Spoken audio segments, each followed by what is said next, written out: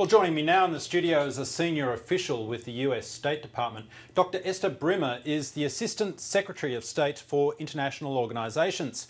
In her role, Dr. Brimmer leads the Bureau of International Organisation Affairs, which promotes US interests in areas including human rights, peacekeeping, food security, humanitarian relief and climate change. She joins me now in the studio. Dr. Brimmer, thanks for coming in and talking to the world. You're in this part of the world to attend the Pacific Islands Forum being held in Rarotonga in the Cook Islands next week, but I'd like to ask you about that in a moment. But first of all, can I ask you about the challenge of Syria first? And given the comments of President Barack Obama this week, what are the risks inherent in the United States becoming involved militarily in this conflict? Well, first, thank you. I'm delighted to be here. And indeed, the challenge of Syria is one of the most difficult ones on the international agenda. All of us are trying to figure out how do we support the Syrian people in their effort to have a more democratic society. This is part of one of the great historic Arab awakenings that we've seen over the past 2 years. Unfortunately, the will of the Syrian people has been stymied. And unfortunately, this is a conflict that has grown despite the efforts of international organisations. Does it demonstrate the failure of those global bodies?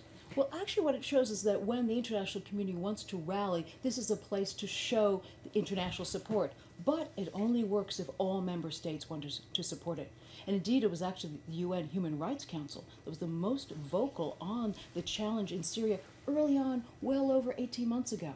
But ultimately, you need to have all member states of the Security Council recognizing the important situation at hand. Well, as you acknowledge, if the member states of the UN Security Council can't agree on action in order to avoid a situation like this, disintegrating from unrest to the all-out conflict we currently have, how will history judge the effectiveness of a body like the United Nations when the post-mortems are written about the carnage in Syria?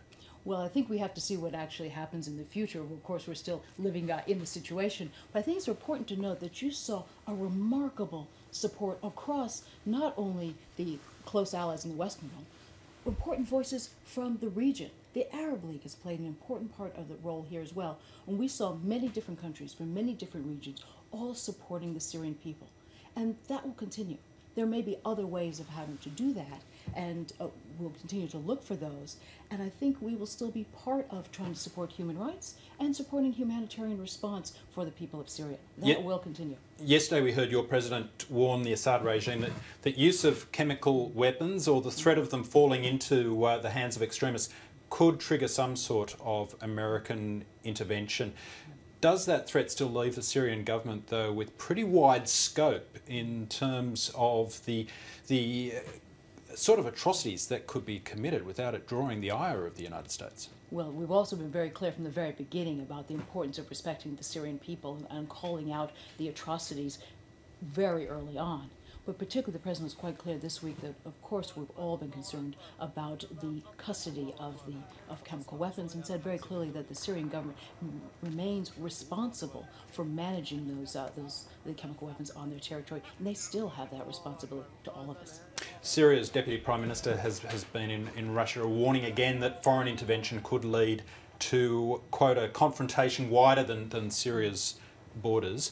Would a more assertive US stance run the risk of drawing Iran and Russia, for example, into a more destabilising, broader regional conflict? Unfortunately, we're already seeing the regional conflict. We're already seeing the spillover of the effect of the tragedy happening in Syria now. We've had hundreds of thousands of refugees. We have significant number of displaced people, and now we see creating turbulence in the countries nearby. And indeed, there have been unhelpful roles played by many states. So unfortunately, there's already a regional impact from what's going on in Syria. And what about the danger of inciting Al-Qaeda-sponsored elements? Earlier this week, I interviewed the American commentator Dr. Daniel Pipes from the think tank, the Middle East Forum. He emphasised the danger of the international community throwing too much support towards the Syrian rebels, which he argued are deeply infiltrated by extreme Islamist elements.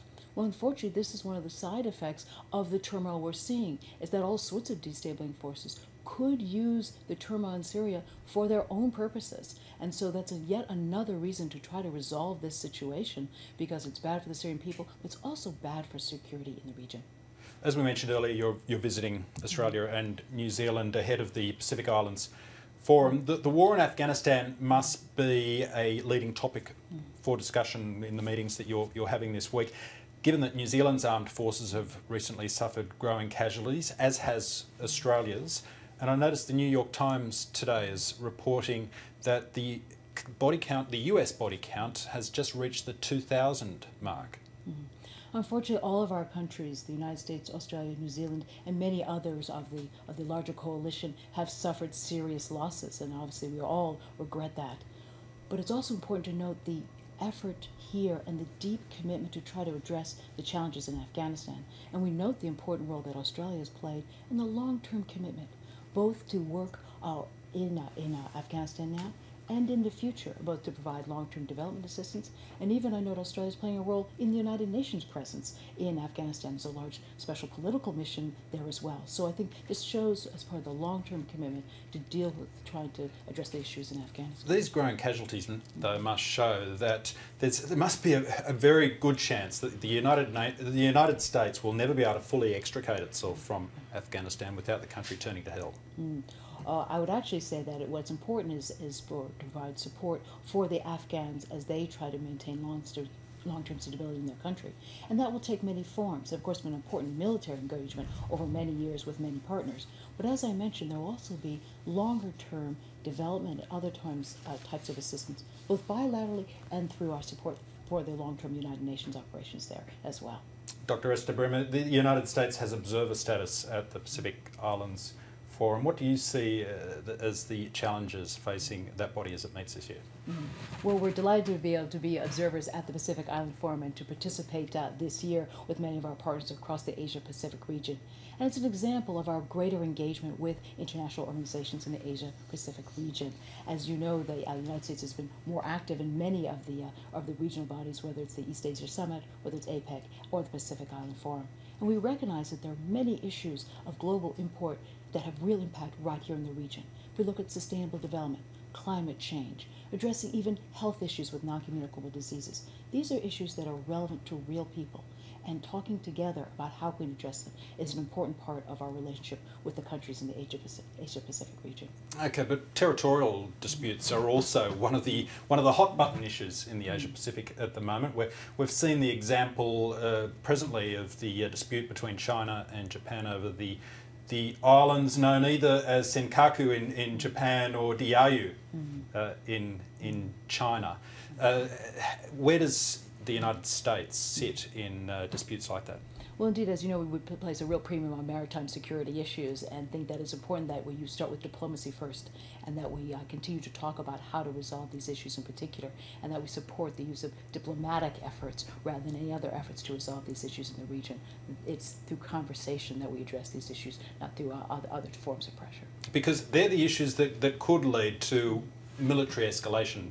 Ultimately, when the strategists do their war gaming for a region like the Asia Pacific, they're the sort of issues that they see as being the trigger points. We see these as extremely important issues and always have. As you know, having important alliance relationships in the region have been the bedrock of the United States' support for its close allies in the Asia-Pacific region. We're building on that foundation with support through multilateral organizations, again, to create the diplomatic networks to try to address these issues in a peaceful way. Can I also just ask you about the continuing diplomatic standoff involving the Australian founder of WikiLeaks, Julian Assange? One of your State Department colleagues told the media yesterday that the United States isn't getting involved in this matter. Given that, what's your advice to Mr. Assange and his supporters? Well, I would say that the current issue that's much in the headlines now is really an issue that's really between the United Kingdom, between Sweden, and obviously Australia with an Australian citizen. And so that's really an issue for those countries to resolve. It's not an issue for the United States. That's a very different issue from the larger question of the regional issue of the leak of classified information. Because the leak of classified information, which is a separate issue from the one currently under discussion now, that's really an issue about making sure we protect those who come in confidence to a variety of countries. It's often that you're protecting human rights defenders, working on arms control issues, advancing peace and security issues, and respecting those is why we really oppose the leak of unclassified leak of information. But that's a separate issue from this question now, which is really an issue between the countries involved with his current status. Okay, well, given that, does Julian Assange have anything to fear from the United States seeking his extradition?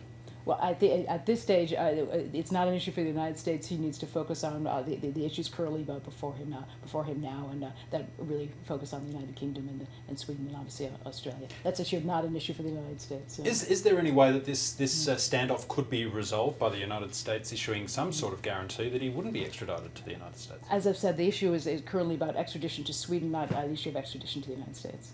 Okay. Esther Brimmer, Dr. Esther Brimmer, thank you very much for coming in and talking to the world. We appreciate your time.